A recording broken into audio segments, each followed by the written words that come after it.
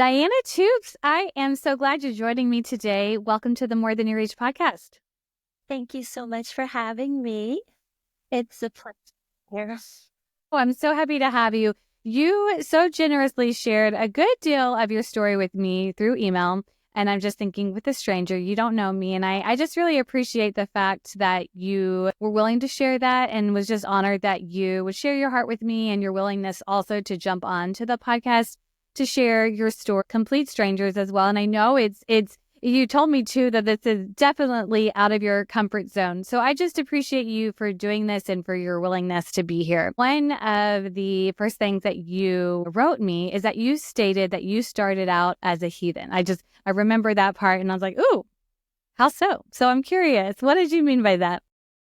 Well, I know that's an odd word to use, but it seems appropriate. I grew up in a very Catholic Cajun culture in South Louisiana, and my family was not Catholic, so that made it. We weren't anything. So I guess we were heathen, and also, not Jewish or Muslim. That's the technical. We didn't worship the God of the Bible. As a matter of fact, this is so interesting. I guess my mother told me that the nativity story was something that poor people made up in order for them to feel better about not getting so many presents at Christmas. I mean, we were not buying into that whole, any of the stories, that story or any of the others in the Bible in our house, though. Yeah, I was a heathen. This is funny, though. I was baptized, and, in those days, my mom went to the hospital, and she checked the Catholic box because she had been raised Catholic, and they have these boxes, and so I was a blue baby. It was where her blood was negative and mine was positive, and it was attacking me. And now there's medicines that you can take for that, and it helps the baby along. But I didn't have those medicines, and so I was in distress as an infant, and they baptized me in the hospital. I don't know who did it or who my godparents were. But we just don't know God, God had a plan for me. It was odd, but I think it stuck. Yeah. Wow. Okay, you said you grew up in southern Louisiana. What part? South of New Orleans, about an hour and a half south of New Orleans on the Bayou Lafourche. Okay. Yeah. Okay. I have family in Lake Charles, which is the other side. The other side, yeah. Very simple culture, though. Very. Yeah, so that's where my mom grew up over there. So we could talk about that later. Yeah. Well, okay. So you told me you said you had always wanted to be a mom, enough that once you were married, you decided to drop out of college and you became a wife and a mother. Why was being a mother something that you had always dreamed of? That's just a good question. I think that's another one of those God things. I think he just put it on my heart, and it just was always there. And also with that culture we're talking about, that's what everybody wanted to do, in the 60s and 70s. There wasn't a lot of bra burning going on down the bayou. That's just what we did. And I wasn't alone in my desire to be a mom at that time. And a lot of girls who had big dreams, I wasn't one of them, but they didn't wind up pursuing them.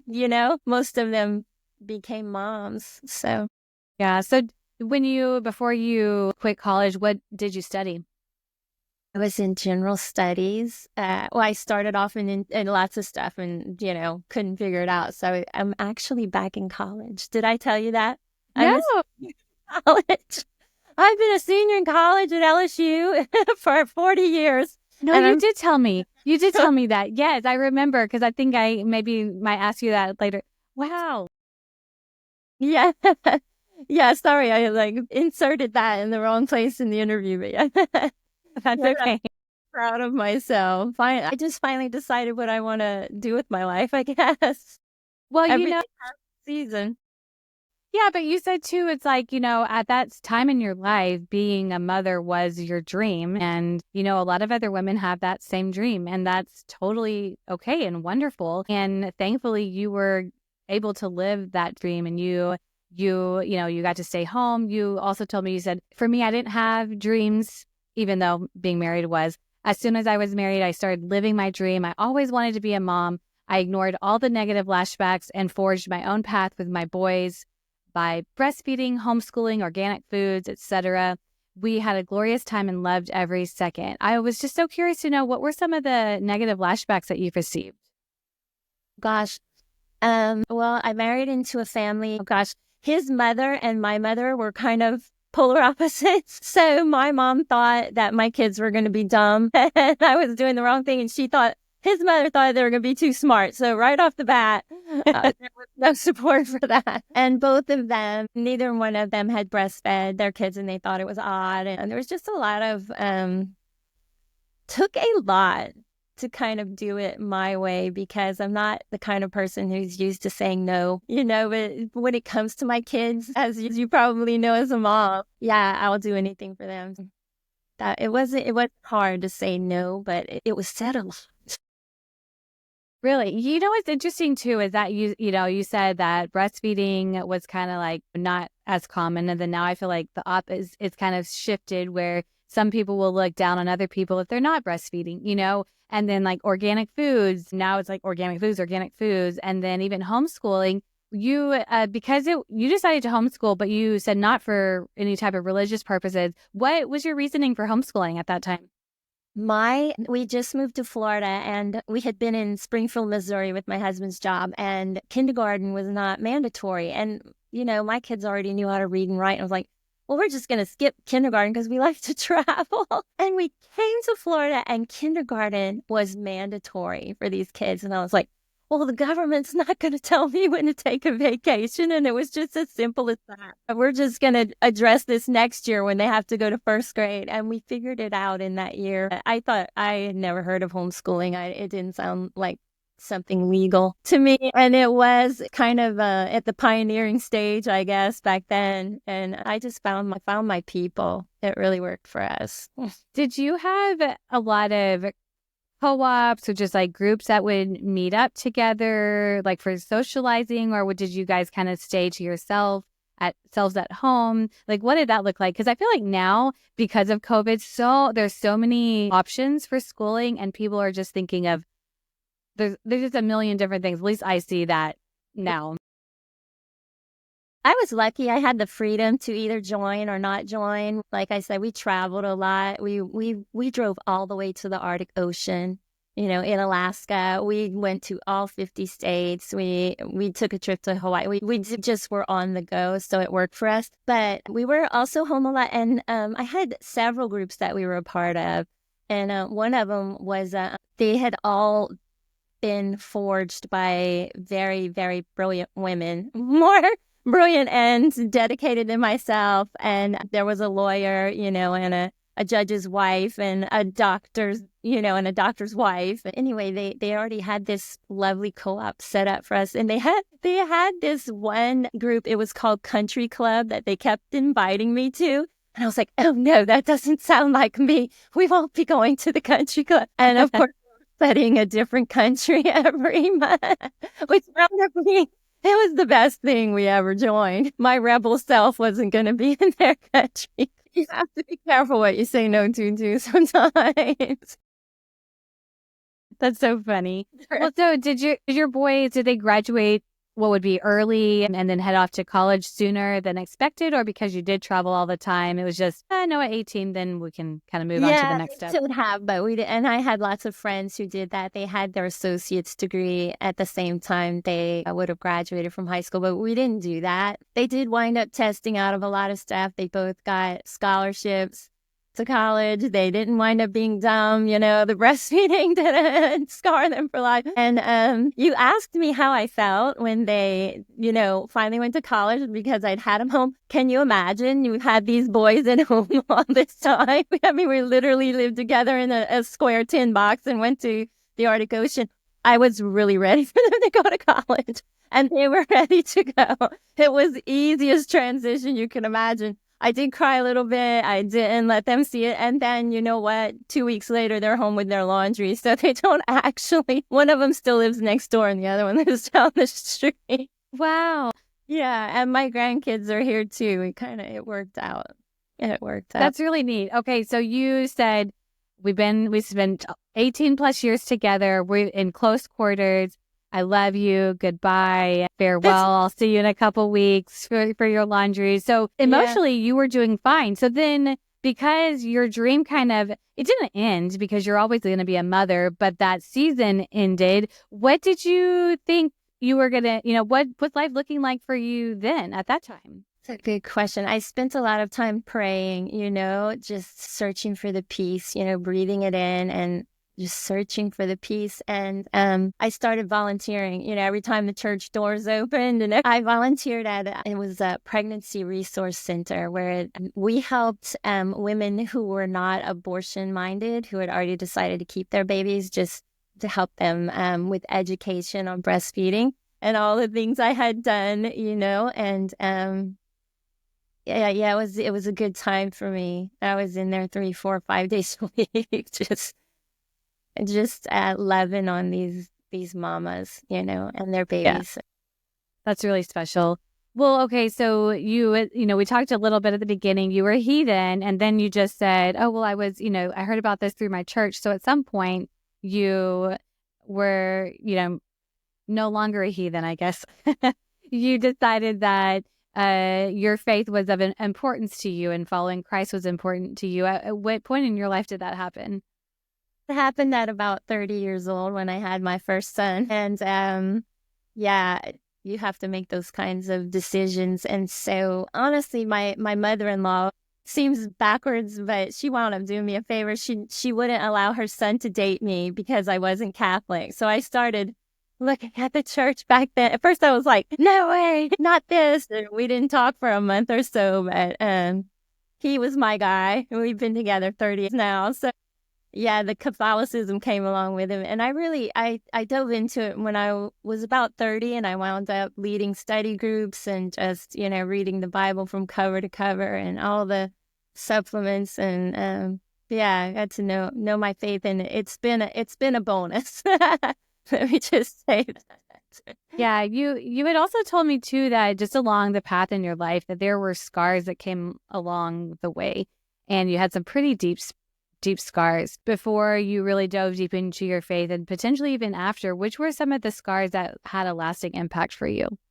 I think it's the major scar of being abandoned and let down emotionally. I was sexually abused as a child, and it was like physically abused, but like now I feel like it's easier to get over the emotional abuse than the physical scars that were actually left on my body. And those, when I see them, I still get, a little miffed that they're there. Like, these things don't ever go away. And I've spent a long time, just trying to redeem all of it, the physical, the spiritual, all of it.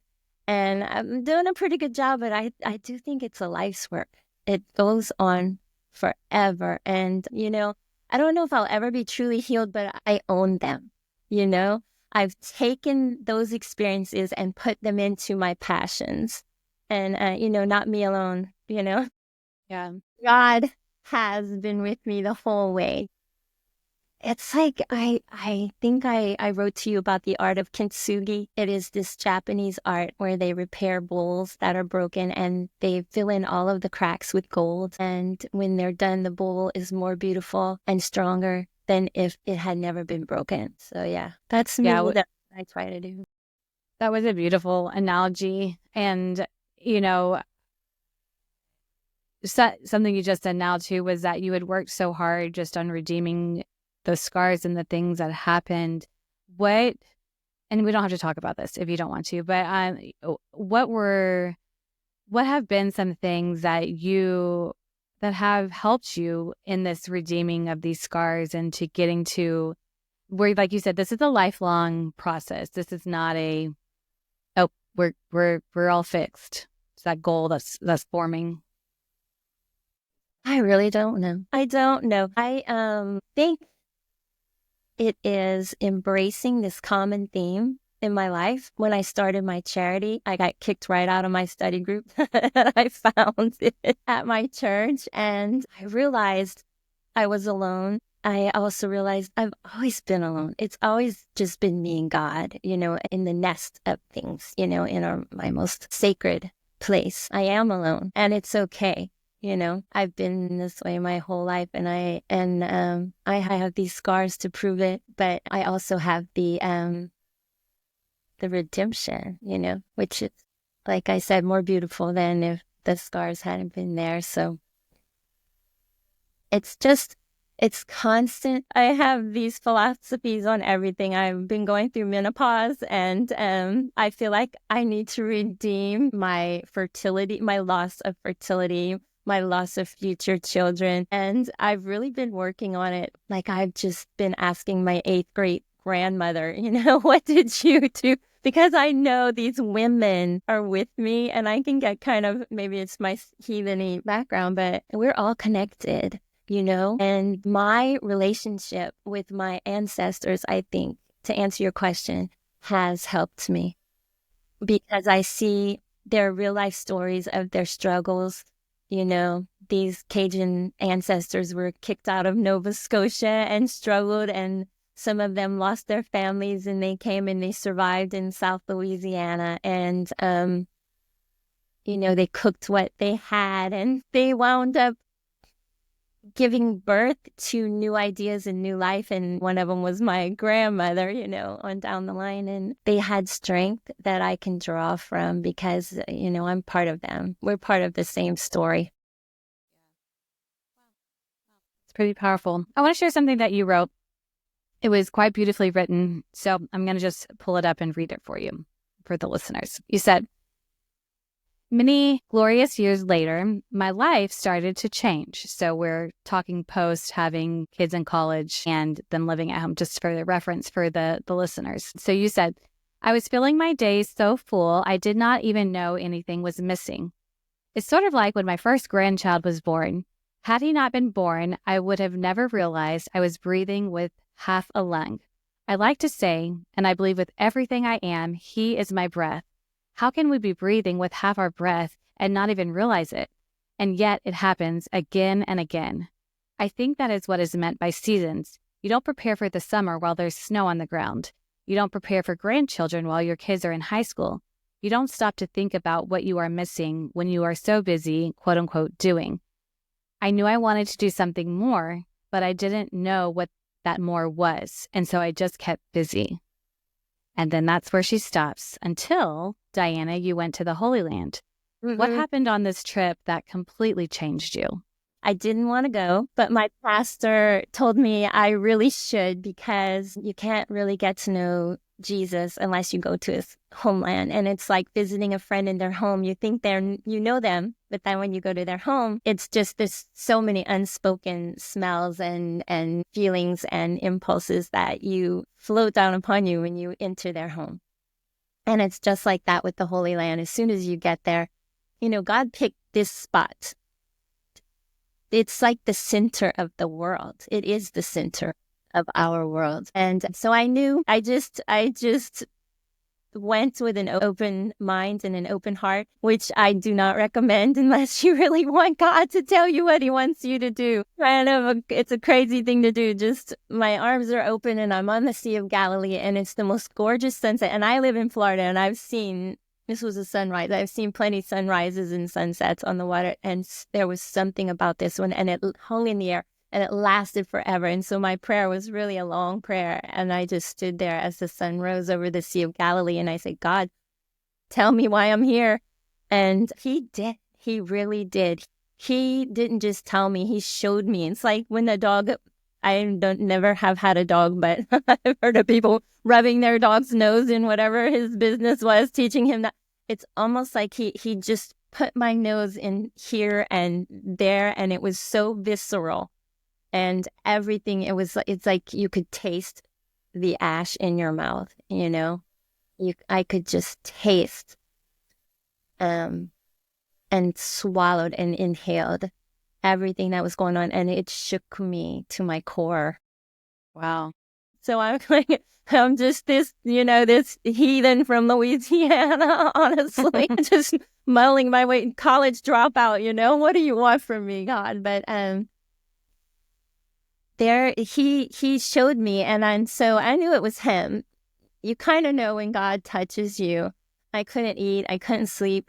And I knew I had a task before me. And I'd read once, a friend of mine's father has a pornography ministry, and he went up to the top of this mountain literally and shook his fist at God and said, "Why don't you do something about this?" And God told him, "I just did. Your heart has been convicted. I chose you."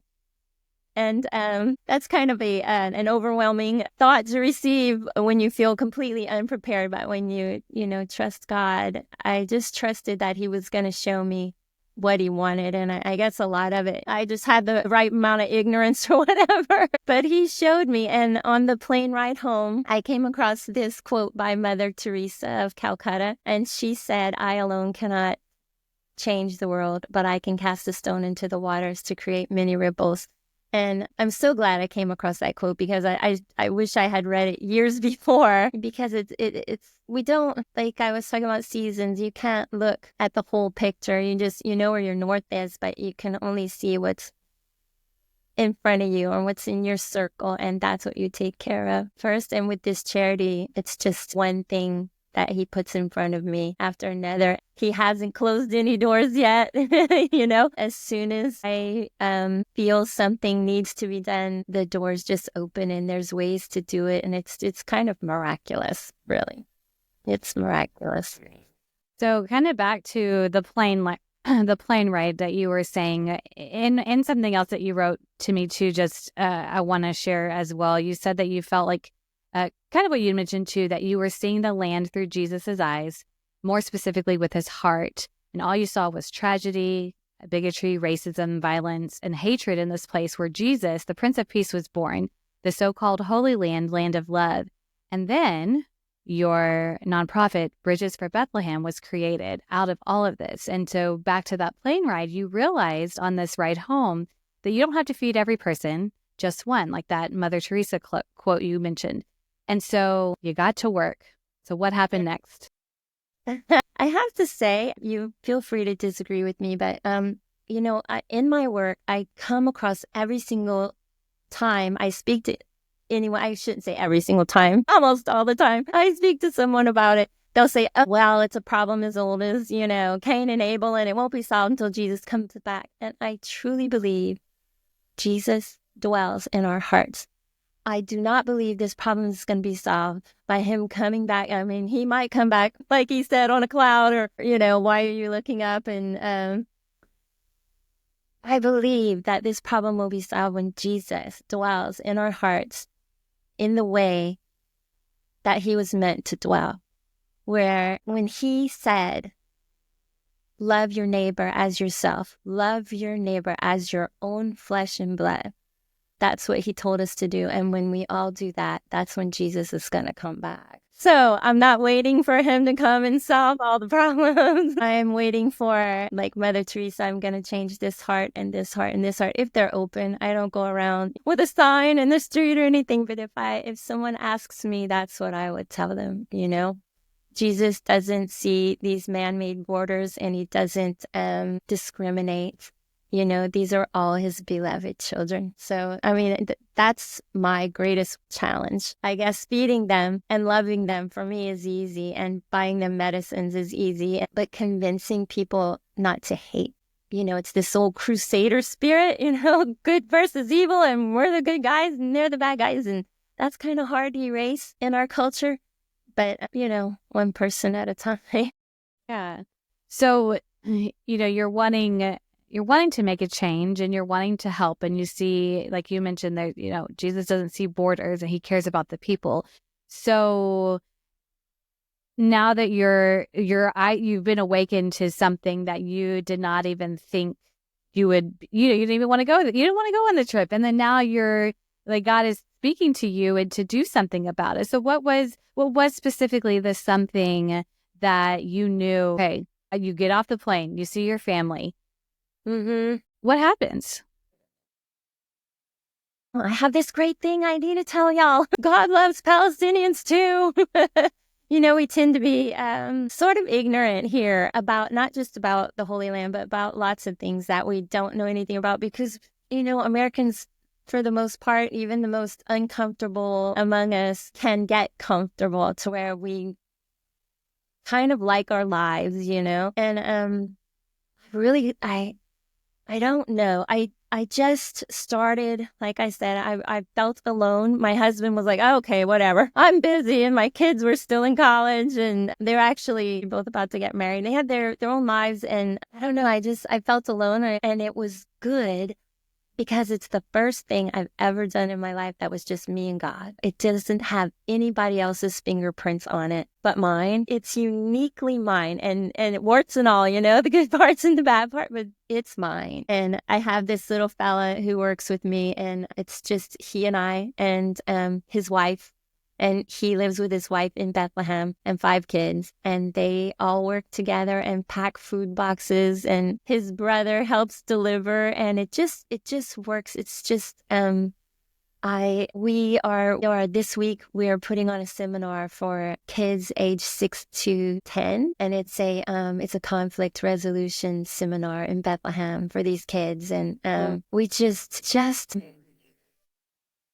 I think our goal is just to let them know they're loved. And whether we're buying them medicine, the insulin is very difficult to get there. So we do that a lot. And we pay for utilities. And chicken is hard. Meat is hard for them to get. So we just hand people chickens. And they do feel loved. They do feel loved. And it's hard to bring them hope right now, but they have that. They have supernatural hope. There's many, many believers there, and they do hope that they haven't been forgotten, by God. They trust him, seems like more than the average guy in the street. They really trust because that they have no control, of their own. So, well, you said too that you shared with your husband and your kids were off in school, and this is like the first thing that was just you doing by yourself with the Lord. And when you had this idea of like, I need to be doing something, how did you know, where did you go for step one of what you needed to do in order to get to kind of where you are now? I think the first thing I did was I contacted a lawyer who specialized in setting up nonprofits, and I set it up. The first thing I did, I actually did this for a while. I just kept going back to the Holy Land. Like I had to learn. I needed to know more. I wanted to be, full. And every time I went, I'm like, okay, I'm up to here, but I need to be up to here. I just wanted to be completely full of the task, before me. Like I needed to know everything.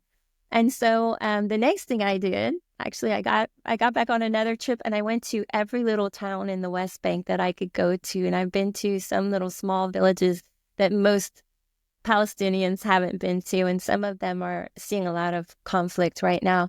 But I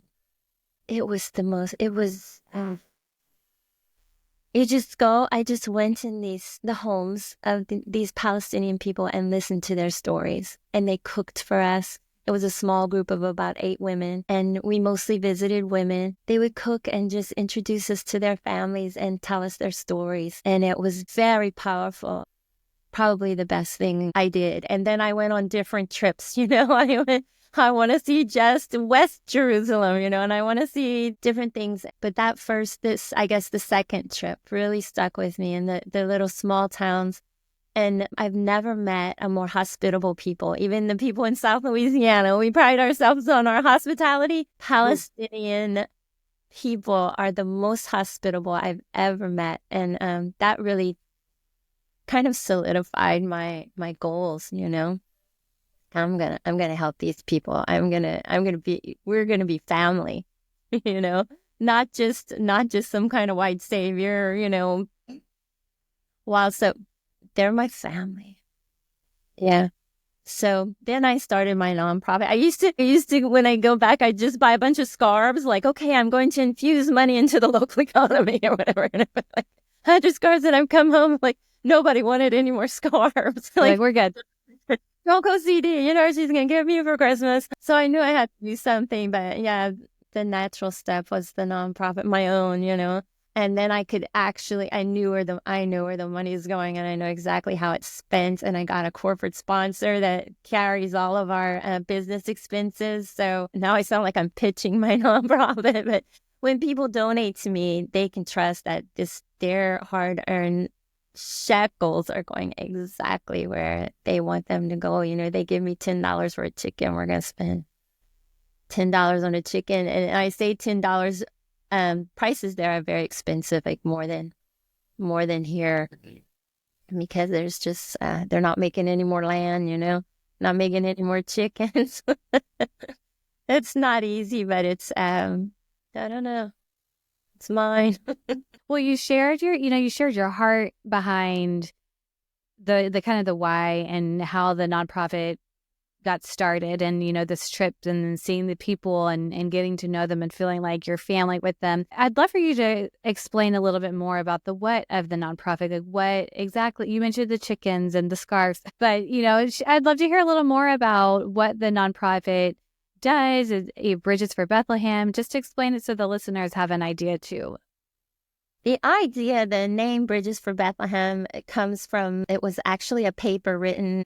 I don't think the U.S. bishops do this anymore, but there was a delegation that used to go every year. They called the delegation of the year that I went, they called it Bridges, Not Walls. That Jerusalem's famous for having this wall all around it, and in the entire West Bank, they're walling off. And the bishops were saying, it's our job to build bridges to these people, not force these dualistic beliefs that you were talking about earlier, us versus them and good versus evil. Like, we are one, are you familiar with the African concept of Ubuntu? It's basically, I am because we are all connected.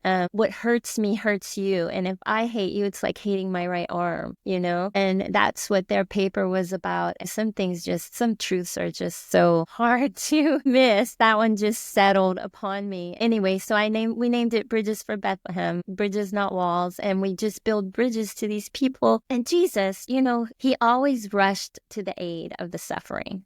He didn't choose sides, but he did choose the suffering. And, he was anti-empire, anti-colonialism, anti-nationalism. He was, and he didn't see, the Gentiles or the Samaritans or, he saw people and he saw who was suffering, and that's where he went, and that's where we do. And what I saw on that first trip was that the majority of the suffering there is in Palestine. And so that's where I'm building my bridge.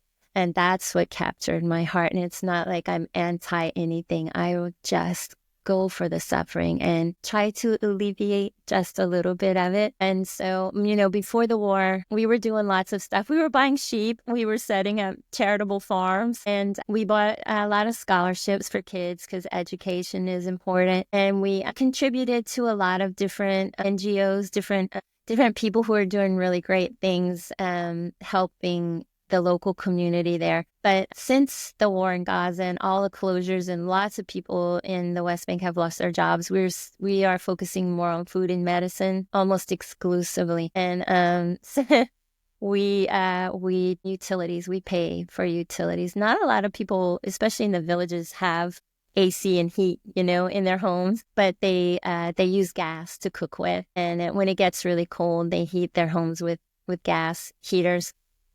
That's our focus right now, just kind of, and like I said, they don't get a lot of meat. So for Christmas, we had a chicken campaign where I had these little coupons that you could print out and cut out and put in people's stockings, and you just give them like we bought a chicken in your name for Christmas, and it worked out really well. We wound up buying hundreds of chickens for Christmas. Wow. Yeah, and we don't just cater to Christians there. The Christian population in Palestine, in the West Bank, is 0.5%. So if we just cater to the Christians, we wouldn't be really serving the community. And we just go like Jesus did. We go where we're needed, where the suffering is. And it depends. Like right now, everyone's suffering. There's a lot of Christian shop owners whose shops haven't been open in over a year. And they're really suffering, and they need medicines and food too. And the tour guides and, anyone in the tourism industry, and even the people who own the big old fancy hotels, down to the maids that worked in them. But yeah. That whole heart and mission to help the one, which is absolutely what you're doing. You went on that trip that was a life-changing trip. From that trip up until when the nonprofit officially started, how much time had passed? Or when was the nonprofit official? Probably 2 years. Okay. Okay. Yeah. Wow. That's pretty incredible. Because I was just even thinking about, like, just to go back in your story of, you said, I didn't have these dreams, because you even said to me, I don't know if you want me on your podcast. I didn't have all these dreams. And it's like, no, that's the thing. Your dream was to be a mom. You did that. You were able to homeschool. And then you had this experience. You would never even thought that you would. I mean, if you think of yourself, college Diana, first time college Diana would never have looked, flash forward and thought, I'm going to run a nonprofit organization. And then here you are today. And your family is now on board, and, you're running your nonprofit. And then, as you mentioned before, you're finishing your bachelor's degree 40 years later. Am I right in the timing? Maybe. Yes.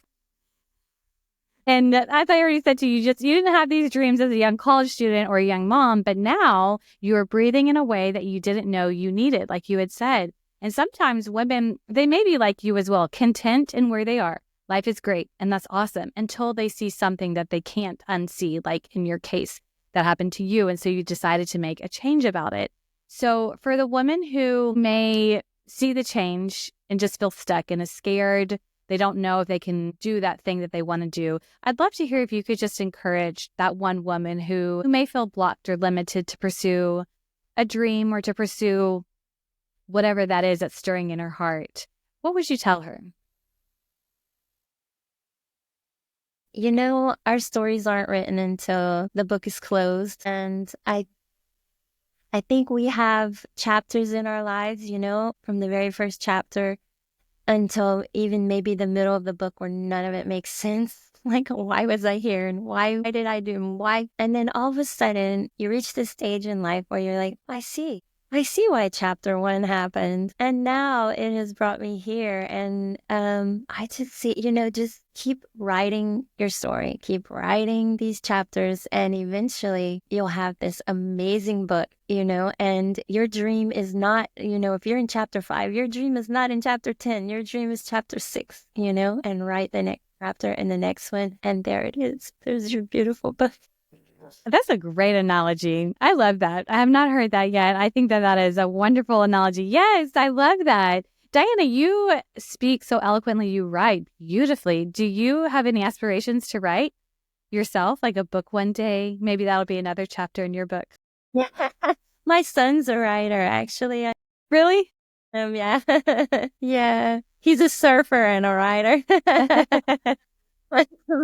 My kids are, typical homeschool kids. They're not after that golden carrot, but they are happy and beautiful boys. No, thank you. That was nice. I'm actually, one of my classes right now is a public speaking class, which I'm super nervous about.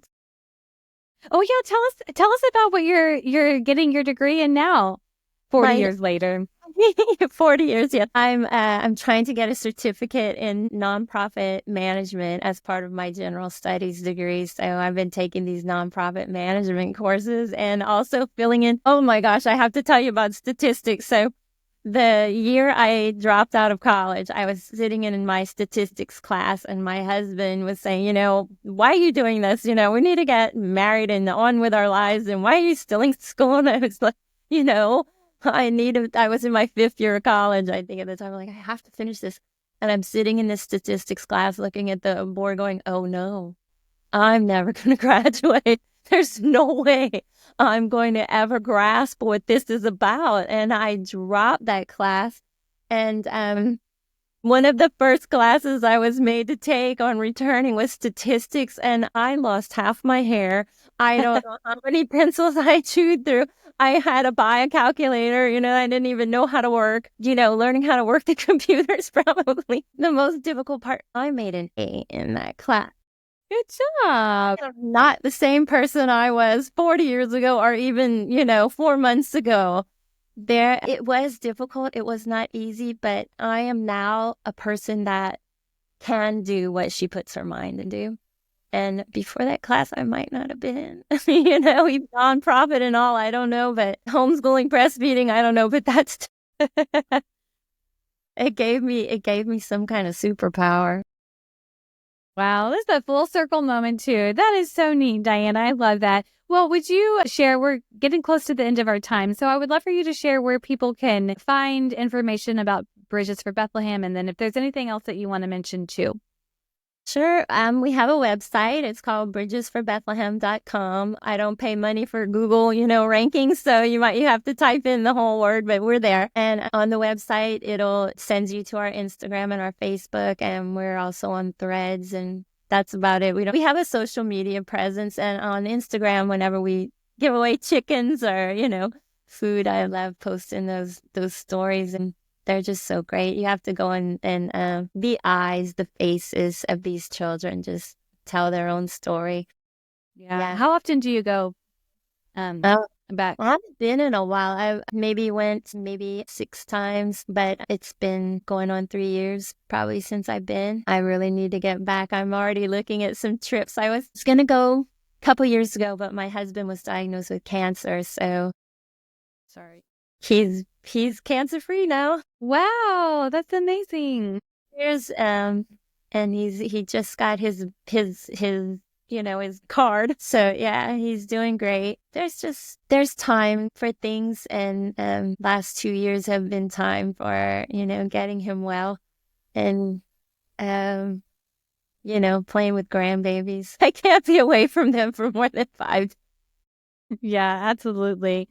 Well, Diana, it's such a neat story of you were living your dream to be able to stay home, be with your kids, homeschool them, and then you volunteered at this resource center for women, and then flash forward, you went to the Holy Land, and that completely changed your life again, and you decided to do something with the information you received, and you created this nonprofit, Bridges for Bethlehem, and then you decided to go back and get your degree at 60. How old are you? How old are you, Diana?